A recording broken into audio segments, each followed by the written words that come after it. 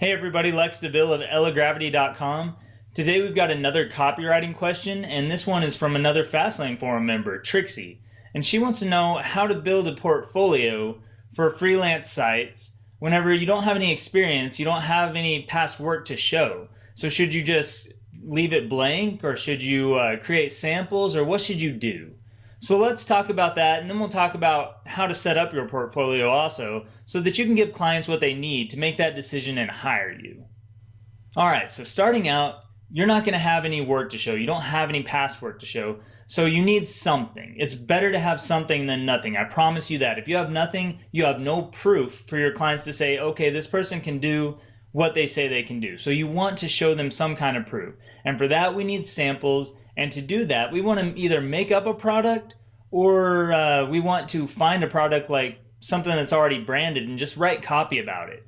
This is completely unpaid work. I know that part sucks, but it is what it is. You got to do what you got to do if you want to get the gigs.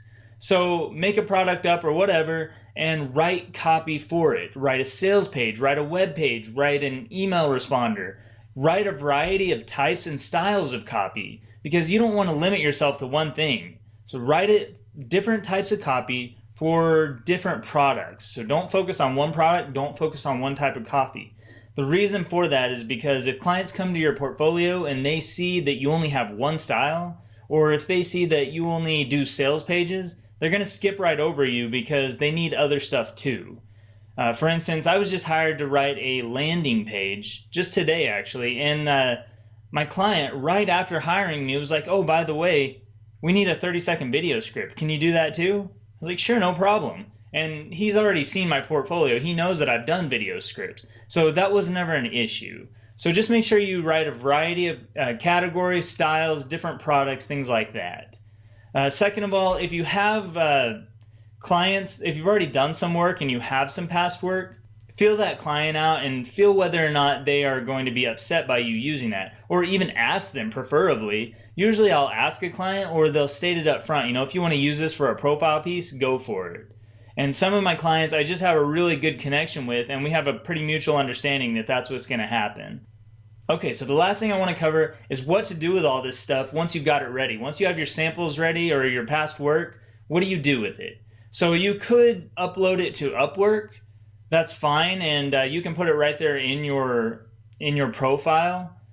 I don't really spend a whole lot of time uploading stuff into Upwork as far as my profile goes because there's already a lot of stuff in there for the client to look at. So what I actually do is I upload everything to Dropbox. And the reason for doing this is because I work on multiple freelance sites, and sometimes I don't even work in any freelance sites. So for those clients, they need to be able to access my portfolio without going through Upwork.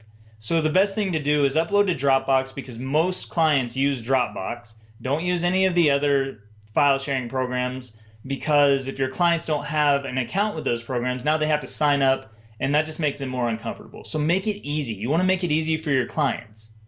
Go into Dropbox, set up an account, it's free, and start loading your stuff up in there. Make a whole folder that's only for your training, your certificates, and your profile or your portfolio pieces. That way, anytime you have a client, you can just send them that direct link, give them access to your Dropbox folder. You can even put this right in your applications for gigs. I do this all the time. I always link to my Dropbox portfolio because clients see that and it's right there for them to click on or highlight and paste it into their browser. They can go straight to your stuff. They don't even have to ask you for it. So those are just some ways of solving client problems. If you don't have a portfolio, start making samples, make a variety, write different styles of copy. And if you do have a past portfolio or you do have past work, just make sure your client's okay with you using that before you go ahead and start sending it out to the whole world. Okay guys, that's it for this one. Go ahead and subscribe below if you want, or click the like button. You know, anything you want to do that helps me help you. I'll keep producing these videos and keep answering questions, and I will see you next time.